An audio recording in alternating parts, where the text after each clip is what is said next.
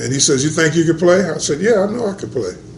And he says, "Well, come over here and let's play." So I drove to his house, which turned out to be like about 8 blocks from where I was living in the West End. Okay.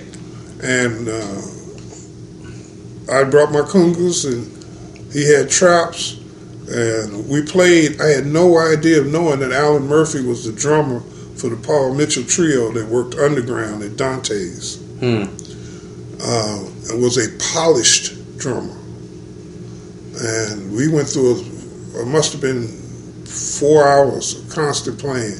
We were both just drenched in sweat. And he says, "All right, let's take a break." And he called some guys, and that evening, Joe Jennings, who's a professor over at Spelman, he does a jazz band at Spelman and Morehouse.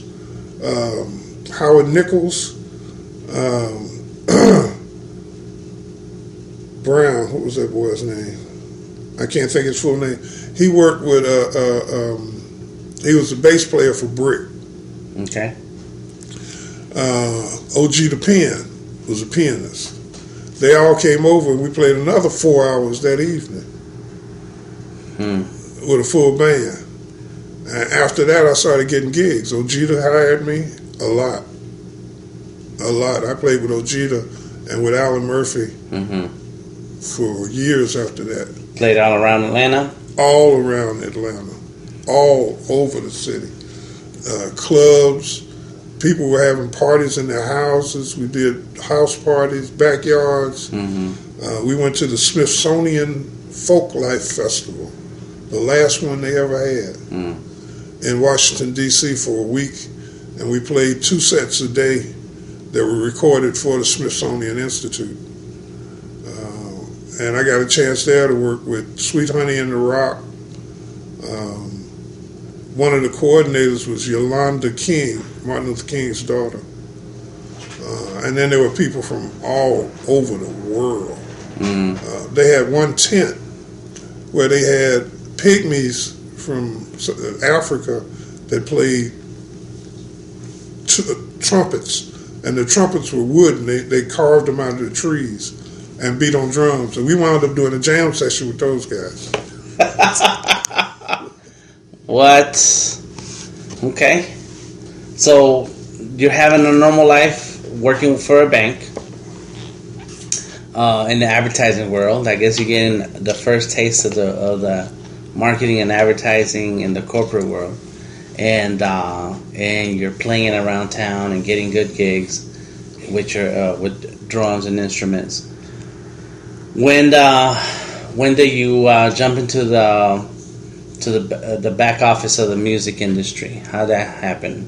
When did that begin? I quit the gig at the bank and got a job at a place called Friendship. Friendship. That's all I can think of right now. And it was a mental health rehabilitation program that's still here, by the way. Okay. So that allowed me to go back to school full time and work in the evenings over there and weekends. So I started doing that and finished my college education. So the first semester was at WCLK, and I was on the air in the evenings. So now I'm going to school full time. I'm working the radio station. I got the gig at Community Friendship. That was the name of it. And then I still played with Ojeda and whenever else they called as much as possible. Didn't sleep much. I did that. At Clark College, I ran into a guy named Ernie Singleton who came by the school, and I wound up interviewing him on the air. And he was so interested, I asked him to let me learn what he did. And he told me, if you can figure out a way to do it, I'll teach you. The next morning, I got up early and I went to the dean for the School of Communication, which I was in. It was my last year. And I sat across his doorstep almost the whole day. they had to step over me to get in.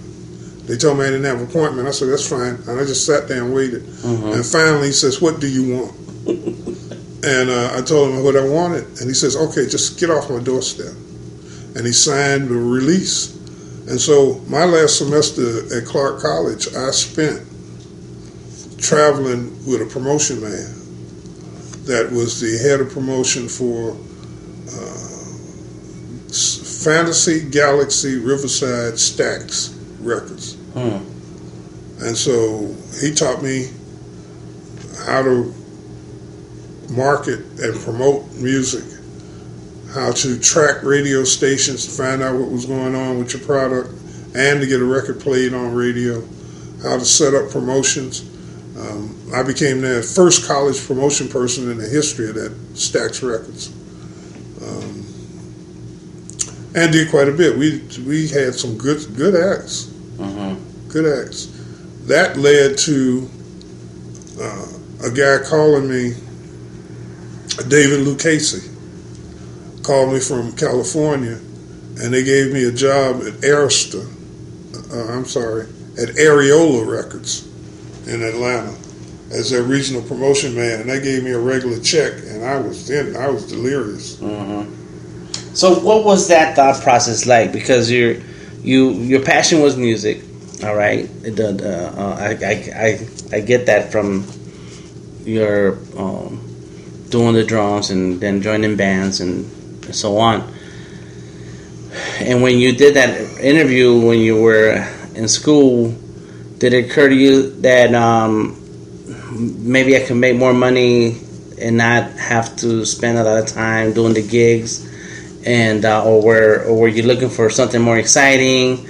What was it that drove you into radio and promotions?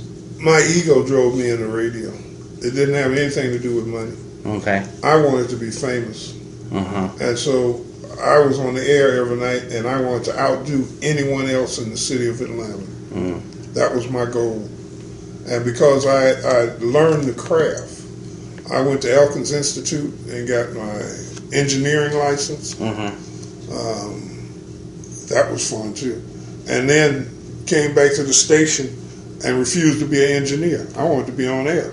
I refused to be an engineer. Engineers don't talk. I wanted to talk. I wanted to play music, introduce new music, and talk. And so, talking with Ernie Singleton, I learned how to do that on a much larger basis. I mean, the first thing he did was give me the state of Georgia to work, the entire state. And I went to work. I made guys know me and know who I was, and I didn't have ways to travel to get there to them. But I used that telephone like it was an extension of my arm.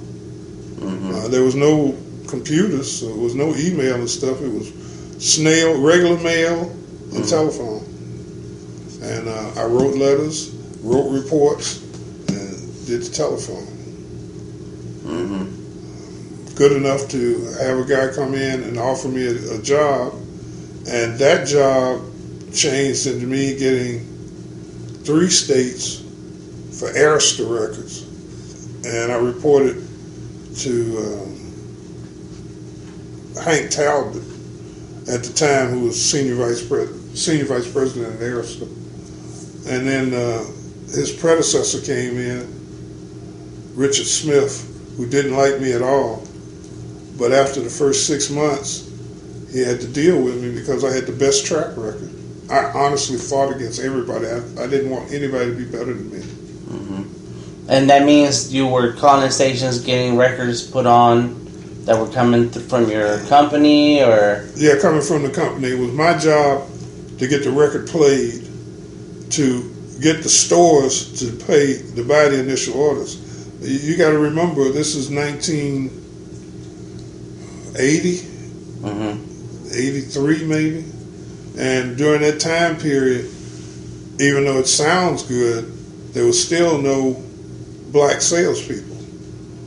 And the white salespeople did not go in the black neighborhoods. It was not happening. For the record companies, for the record stores. For the record companies, period. The major labels. And I was working for Arista, which was considered a major then. and their sales did phenomenally well in my area. I came up number 1 and 2 in sales. How you come up with number 1 and 2? My area split, Uh-huh. and I worked the Atlanta office in that district, and I worked the Florida because I was from Miami. I worked the Florida office. But then you had moved to Miami? Oh, yeah. I had moved to Miami, second wife, whole new life.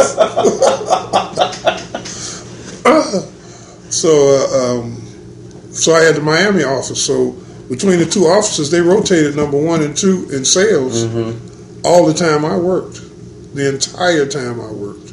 You were visiting record stores saying you need to carry this record, that record. I did something a little bit unique. But I had a car there. I was big time. I could drive.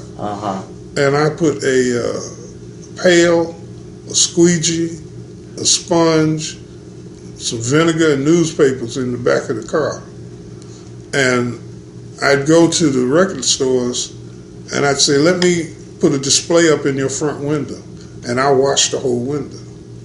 And I'd wash their whole windows inside and out and take down other folks' stuff like Motown was there and Capitol Records and put my stuff up, put Harrison stuff up.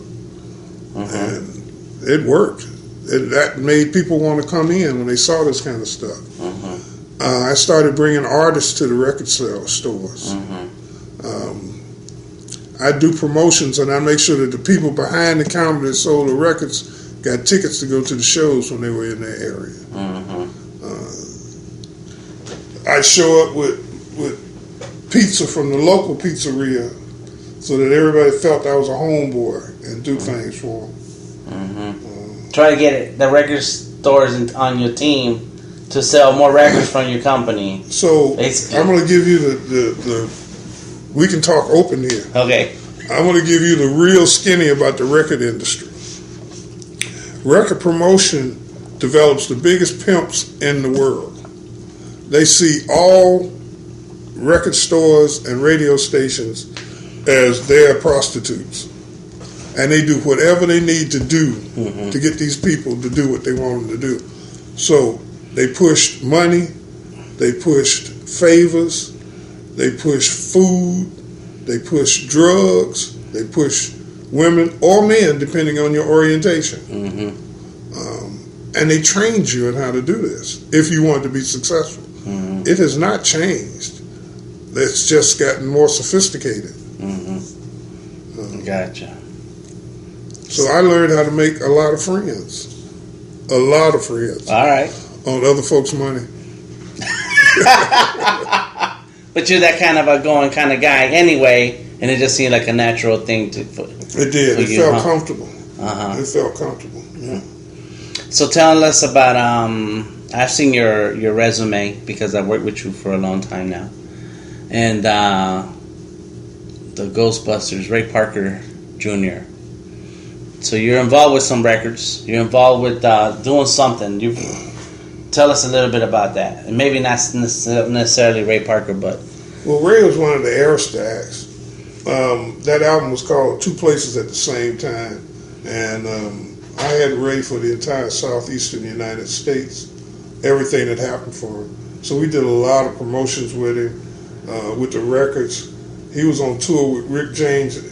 Most people don't realize he was on the Mary Jane tour when they had the 7-foot joint on stage. So he traveled with Rick during that whole thing. So wherever they were, I was throughout the Southeast. And we did a lot of promotions with Ray. One promotion we did in Jacksonville, Florida, was unique in that we did a picnic inside the radio station. Had the limo go pick up the winner and bring them to the radio station, and had a picnic spread out on the floor. And they picnicked with Ray Parker Jr. while he was on the air. Which was just another version of the same promotion that I used in Montgomery, Alabama. And the only limousine we could get was the one from the funeral parlor with all them seats in it. But it was still a limo.